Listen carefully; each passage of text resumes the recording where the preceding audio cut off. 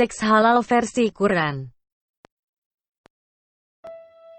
Dalam video ini kita akan coba lihat beberapa ayat Quran dan hadis untuk mengetahui apa yang disebutkan sebagai seks halal versi Quran dan Islam. Anda juga bisa melihat video yang berjudul Muhammad dan Seks. Video tersebut merupakan 7 video yang membongkar bagaimana kehidupan seks Muhammad. Mari kita lihat beberapa ayat dari Quran. Surat 33 ayat 50.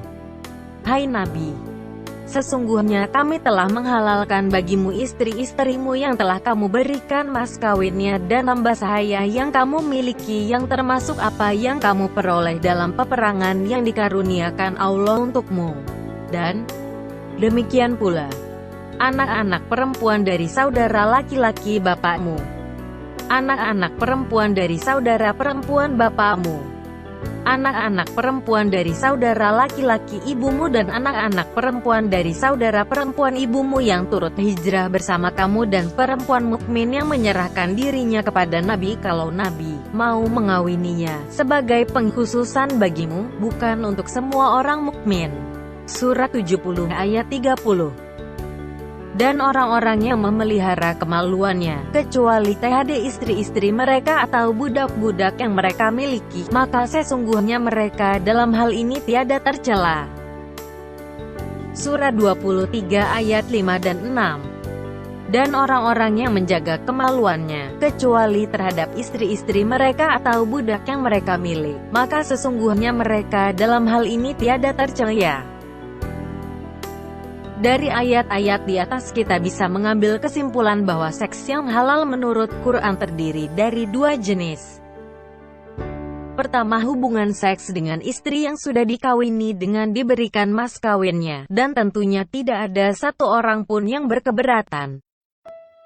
Kedua, hubungan seks dengan budak perempuan yang mereka punyai, tanpa perlu dinikahi terlebih dahulu. Sekarang mari kita hadis dari Sahih Muslim untuk mengetahui asal-usul dari surah 4 ayat 24. Yang berbunyi, dan diharamkan wanita yang bersuami, kecuali budak-budak yang kamu miliki. Allah telah menetapkan hukum itu sebagai ketetapannya atas kamu. Telah menceritakan kepada kami Abu Sa'id Al-Khudri bahwa pada saat perang Hunain, Rasulullah Shallallahu Alaihi Wasallam mengirim ekspedisi ke wilayah Autas. Kemudian mereka bertemu dengan musuh dan terjadilah pertempuran. Akhirnya mereka dapat mengalahkan musuh dan berhasil menawan musuh. Di antaranya adalah tawanan wanita, seakan-akan para sahabat Rasulullah Shallallahu Alaihi Wasallam keberatan menggauli mereka, karena mereka memiliki suami-suami yang masih musyrik. Maka Allah menurunkan ayat mengenai hal itu, dan diharamkan bagi kamu mengawini wanita-wanita yang bersuami, kecuali budak-budak yang kalian miliki. Allah telah menetapkan hukum itu sebagai ketetapannya atas kamu. An-Nisa ayat 24. Maksudnya, mereka halal bagimu setelah iddah mereka habis. Coba Anda bayangkan suatu peristiwa di mana Anda telah terbunuh dalam suatu perampokan dan ibu Anda dijadikan sebagai tawanan atau sandera oleh para perampok tersebut. Apakah menurut Anda ibu Anda akan secara sukarela melayani nafsu bejat orang-orang yang telah membunuh anaknya dan merampok hartanya? Bukankah itu suatu pemerkosaan? Jelas bahwa dari ayat dan hadis tersebut, Quran atau Islam pun telah menghalalkan pemerkosaan terhadap tawanan perang walaupun suami mereka masih ada. Sampai saat ini kita sudah melihat 3 kategori dalam Quran atau Islam yang disebutkan sebagai seks halal. Mari kita lihat lagi ayat dari surah 65 ayat 4. And those who no longer expect menstruation among your women, if you doubt, then their period is 3 months, and also for those who have not menstruated. And for those who are pregnant, their term is until they give birth. And whoever fears Allah, He will make for him of his matter ease. Surat 65 ayat 4. Dan perempuan-perempuan yang tidak haid lagi, menopause di antara perempuan-perempuanmu. Jika kamu ragu-ragu tentang masa idahnya, maka masa idah mereka adalah 3 bulan, dan begitu pula perempuan-perempuan yang tidak haid dan perempuan-perempuan yang hamil. Waktu idah mereka itu ialah sampai mereka melahirkan kandungannya.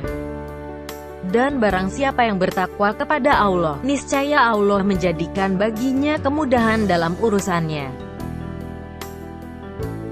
Ayat di atas berbicara tentang masa idah, suatu masa penantian bagi seorang perempuan yang telah diceraikan oleh suaminya, baik diceraikan karena suaminya mati atau karena dicerai ketika suaminya hidup, untuk menunggu dan menahan diri dari menikahi laki-laki lain. Tujuan dari masa penantian ini adalah untuk memastikan bahwa perempuan tersebut tidak hamil oleh suami sebelumnya.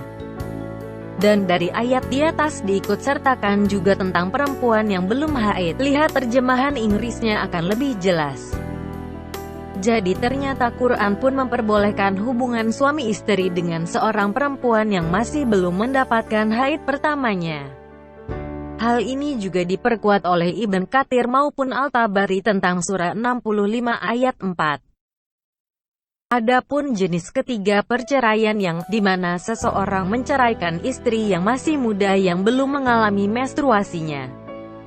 Hal yang sama berlaku untuk idah pada gadis kecil yang belum mengalami menstruasi karena masih terlalu muda ketika suaminya menceraikannya setelah hubungan suami istri dilakukan. Kita tahu bersama bahwa pada zaman ini bila seseorang menyetubuhi anak gadis yang masih belum mengalami haid pertamanya akan disebut sebagai pedofil. Dan dari ayat di atas, jelas sudah kategori keempat seks halal menurut Quran atau Islam adalah mengawini anak perempuan yang belum mendapatkan haid pertamanya. Kita kembali lagi ke kategori pertama yang mengatakan bahwa adalah halal berhubungan seks dengan istri yang sudah dibayarkan mas kawinnya.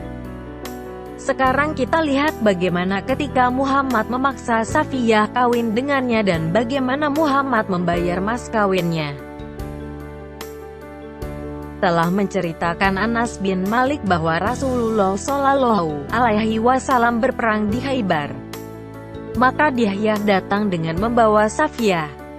Tatkala Nabi Shallallahu Alaihi Wasallam melihat Safiyah, beliau berkata, "Ambillah wanita tawanan yang lain selain dia." Lalu Nabi Shallallahu Alaihi Wasallam memerdekakan wanita tersebut dan menikahinya. Sabit berkata kepada Anas bin Malik, "Apa yang menjadi maharnya?" Anas menjawab, "Maharnya adalah kemerdekaan wanita itu." Beliau memerdekakan dan menikahinya. Saat berada di perjalanan, Ummu Sulaim merias Safiyah lalu menyerahkannya kepada Nabi Shallallahu Alaihi Wasallam saat malam tiba. Sehingga jadilah beliau pengantin. Dari hadis di atas jelas sudah tidak memperdulikan lagi tentang masa idah dalam surah 65 ayat 4 ataupun aturan tentang membayarkan mas kawin. Pada saat itu Muhammad tidak mampu untuk membayar mas kawin karena semua hartanya adalah hasil rampokan dari harta keluarga Safiyah. Namun karena gelora syahwatnya yang sudah tidak terbendung maka Muhammad melabrak ayat-ayat Quran dan mengawini Safiyah tanpa menunggu masa idahnya ataupun membayarkan mas kawinnya. Dengan mudahnya Muhammad mengatakan bahwa kemerdekaan Safiyah yang menjadi maharnya. Kemerdekaan apa yang diperoleh Safiyah? Apakah dengan menjadi istri Muhammad maka dia bisa menjadi merdeka? Walaupun setelah Muhammad meninggal apakah akan ada orang yang akan menikahinya? Dari pembahasan kita di atas bisa menyimpulkan terdapat 5 kategori seks halal menurut Quran atau Islam. 1. Hubungan seks dengan istri yang sudah dikawini dan dibayarkan mas kawinnya. 2. Hubungan seks dengan budak perempuan tanpa harus dinikahi. 3. Pemerkosaan tawanan. 4. Berlaku sebagai pedofil dengan mengawini anak perempuan yang belum mendapatkan haid pertamanya.